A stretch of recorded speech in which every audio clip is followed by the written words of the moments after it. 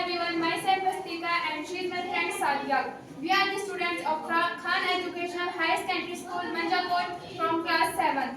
Our presentation is on soil profile.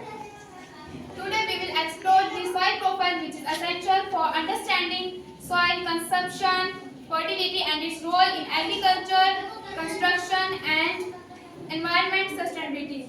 Now what is soil profile? A vertical section through the different layers of soil is called soil profile. Now Sadia, please tell about different layers of soil. A horizon. This layer is A horizon. This is generally soft and porous and retain more water.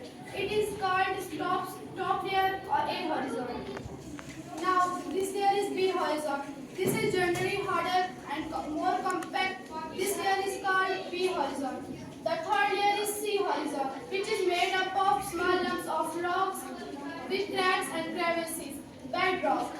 This is bedrock, which is hard and difficult to dig with spat.